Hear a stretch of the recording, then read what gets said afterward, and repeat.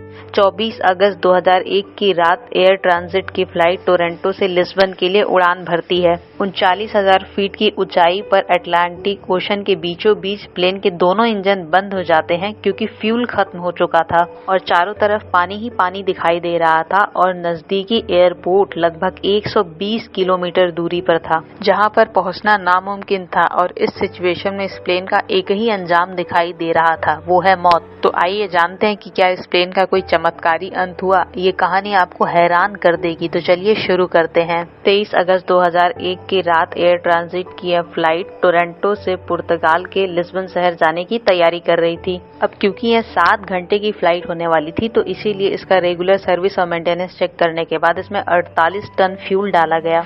ये airbase A330 aeroplane था, जो उस समय का सबसे एडवांस और सबसे सेफेस्ट एयरक्राफ्ट माना जाता था। 48 वर्ष के कैप्टन रॉबर्ट पिस को 16,800 घंटे का फ्लाइट एक्सपीरियंस था, जबकि फर्स्ट ऑफिसर भी 4,800 घंटे प्लेन उड़ा चुके थे और दोनों ही एयरबेस A330 प्लेन को कई बार उड़ा चुके थे। तो कुछ ही देर में 293 पैसेंजर और 13 क्रू मेंबर प्लेन में सवार हो जाते हैं और रात को अपना सेफेस्ट उड़ान भरता है। तो अब पायलट धीरे धीरे लिस्बन ले जाने के लिए प्लेन को अटलांटिक ओशन की तरफ मोड़ लेते हैं। अब कुछ ही मिनटों में प्लेन 39,000 फीट पर आ चुका था और इस तरह की लंबी फ्लाइट में पायलट का ज्यादा काम नहीं होता, क्योंकि ज्यादातर काम ऑटो पायलट सिस्टम ही करता है।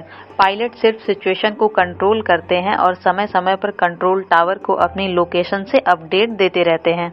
इस प्लेन को उड़ान भरे हुए 4 घंटे हो चुके थे और अब तक सब कुछ नॉर्मल चल रहा था। इस प्लेन में सवार ज्यादातर पैसेंजर अब गहरी नींद में सो चुके थे। अब कुछ मिनटों में जहाज अटलांटिक ओशन के ठीक बीचों बीच आ चुका था। तभी कैप्टन रॉबर्ट की नजर प्लेन के इंजन 2 के कंट्रोल पैनल की तरफ पड़ी, जहां पर कुछ अबनॉर्मल रीडिंग्स आ रही थी, यानी कि खतरे की घंटी बज चुकी थी और इसी के साथ पायलट की कड़ी परीक्षा की शुरुआत भी हो चुकी थी। रात के करीब 1 बजे पायलट ने देखा कि राइट साइड के इंजन में ऑयल प्रेशर काफी बढ़ चुका था और साथ ही ऑयल की क्वांटिटी कम और ऑयल टेम्परेचर भी लो इंडिकेट हो रहा था। इस तरह का एरर दोनों ही पायलट अपने करियर में पहली बार देख रहे थे, क्योंकि स्कूटर से लेकर प्लेन तक जब उसका इंजन कंटिन्यू चलते रहता है तो धीरे धीरे उसका तापमान बढ़ने लगता है, लेकिन यहाँ पर उल्टा ही हो रहा था। तापमान बहुत ही स्पीड से गिर रहा था। ये बिल्कुल भी नॉर्मल नहीं था। इसलिए दोनों ही पायलट फ्लाइट मैनुअल को देखते हैं, लेकिन उसमें उन्हें कुछ भी नहीं मिलता। इसलिए देरी ना करते हुए पायलट सीधा कनाडा में स्थित एयर ट्रांजिट के मेंटेनेंस कंट्रोल सेंटर में फोन घुमाते हैं और इसके बारे में सब कुछ बताते हैं।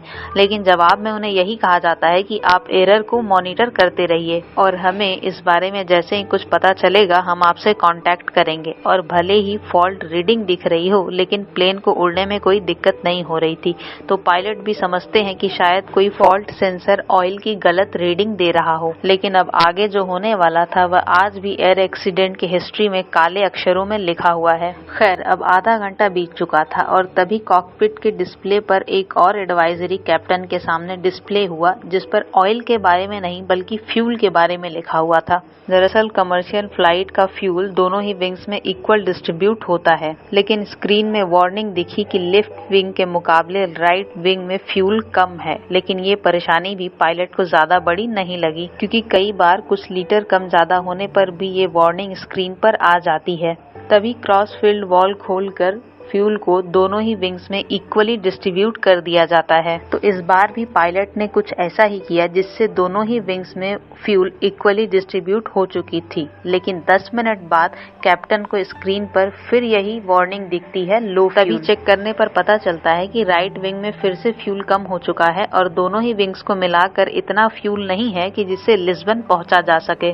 इस वक्त प्लेन में सिर्फ 7 टन फ्यूल बचा था, जो कि प्लेन की कैपेसिटी का सिर्फ 6% फ्यूल था और वो भी तेजी से कम हो रहा था। ऐसे में पायलट के पास प्लेन को डाइवर्ट करने के अलावा और कोई रास्ता नहीं था। तभी उन्होंने वहां के अपने करीबी आइलैंड के लेजस एयरपोर्ट पे उतरने का डिसीजन लिया और वहां के ट्रैफिक कंट्रोल रूम से तुरंत कांटेक्ट करके सारी बात बताई। लेकिन दोनों ही पायलट को ये समझ नहीं आ रहा था कि आखिर फ्यूल कम क्यों हो रहा है और क्या हम लेजस एयरपोर्ट तक पहुंच भी पाएंगे। तभी कैप्टन ने फ्लाइट अटेंडेंट से कहा कि आप खिड़की से राइट विंग को चेक करो कि वहां से फ्यूल लीक तो नहीं हो रहा है, लेकिन रात के घने अंधेरे में फ्लाइट अटेंडेंट को कुछ भी नहीं दिखा। अब कंडीशन ये थी कि हर 5 मिनट पर 1 टन फ्यूल खत्म हो रहा था और अब उनके पास उस आइलैंड पे पहुंचने का भी समय नहीं था और ना ही फ्यूल। तभी मेंटेनेंस टीम ने कैप्टन से कहा कि आप प्लेन को 20,000 फीट की ऊंचाई पर ले जाइए ताकि फ्यूल लीकेज कंफर्म हो जाए, लेकिन कैप्टन ने ऐसा करने से साफ इनकार कर दिया क्योंकि उनका मानना था कि अगर फ्यूल लीकेज कंफर्म हो भी जाए तो भी हम उसके बाद 39,000 फीट की ऊंचाई को नहीं पकड़ पाएंगे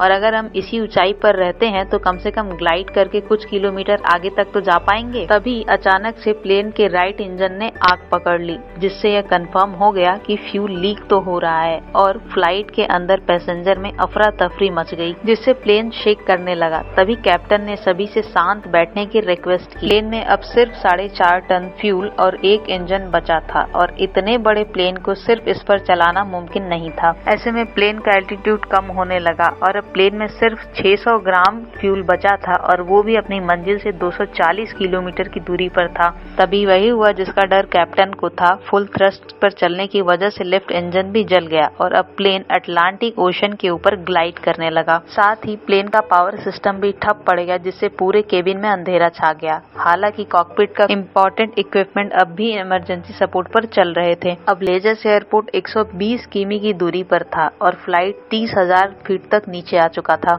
अब अगर प्लेन ग्लाइड करते हुए एयरपोर्ट तक नहीं पहुंच पाता तो उसे पानी में ही लैंड कराना पड़ता। इसलिए क्रू मेंबर्स ने पैसेंजर्स को तुरंत प्रिपेयर करना शुरू कर दिया, लेकिन पानी में लैंड करना बहुत ही ज्यादा खतरनाक होता है क्योंकि इससे पैसेंजर को इम्पैक्ट का सामना करना पड़ता है और अगर इम्पैक्ट से बच भी गए तो पानी में भी डूब सकते हैं। अब भारी कमर्शियल प्लेन को ग्लाइड करना भी मुश्किल होता है। सब कुछ इनके बीच कंट्रोल पर निर्भर था, जिसे पायलट मैनुअली लीवर से कंट्रोल कर रहे थे। प्लेन की ऊंचाई 200 फीट पर मिनट की स्पीड से कम हो रही थी, यानी अगले 15 मिनट 306 लोगों के दास्तान लिखने वाले थे। कुछ मिनट बाद प्लेन और एयरपोर्ट का डिस्टेंस 15 किलोमीटर तक पहुंच चुका था और इतने दूरी में फ्लाइट के एल्टीट्यूड को 3,000 फीट पर रखने की सलाह दी जाती है, जबकि इस प्लेन का एल्टीट्यूड 13,000 फीट था। लेकिन अगर पायलट इस प्लेन को आगे की तरफ झुकाकर तेजी से कम करते तो 90% चांस थे क्रैश लैंडिंग के। ऐसे में पायलट ने एक 360 डिग्री का टर्न लगाया,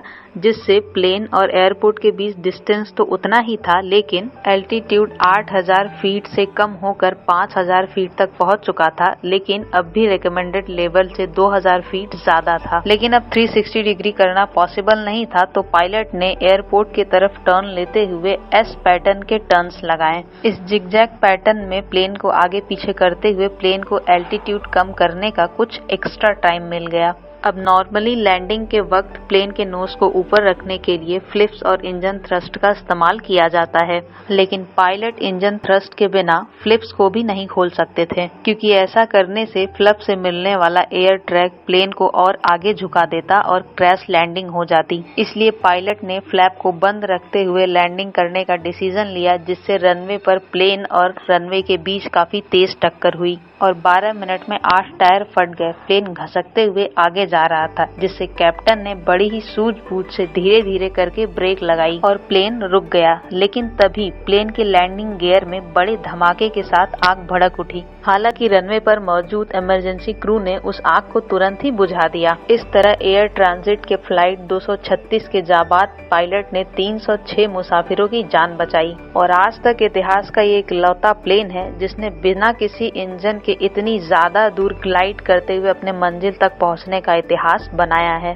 लेकिन अब सवाल ये था कि इस प्लेन में गड़बड़ी हुई कहाँ थी। जांच के दौरान पता चला कि टोरंटो में इसके टेक ऑफ करने से पहले मेंटेनेंस के दौरान इंजीनियर ने इस प्लेन के एक पार्ट को चेंज किया था जो परफेक्टली फिट नहीं बैठा था। इसी वजह से उस पार्ट में वाइब्रेशन होने लगी, जिसने पास के फ्यूल लाइन को बर्स्ट कर दिया। वहीं पायलट की भी गलती बताई गई कि उन्होंने क्रॉस फिट वॉल्व को ज्यादा देर तक खुला छोड़ दिया, जिससे एक विंग का फ्यूल दूसरे फ्यूल में जाकर लीक होने लगा। अगर आप इस कंडीशन में होते तो आप क्या करते, ये कमेंट बॉक्स में जरूर बताइएगा। और इसी तरह से एक आदमी गुफा के एक होल में 27 घंटे तक उल्टे शरीर फंसा रहता है और अंत में उसका क्या हुआ यह जानने के लिए वीडियो जरूर देखें। इस वीडियो का लिंक डिस्क्रिप्शन में दिया हुआ है और इस वीडियो को लाइक और शेयर जरूर करें क्योंकि वीडियो बनाने में बहुत मेहनत लगती है और चैनल को सब्सक्राइब करना ना भूलें। मिलते हैं नेक्स्ट वीडियो में।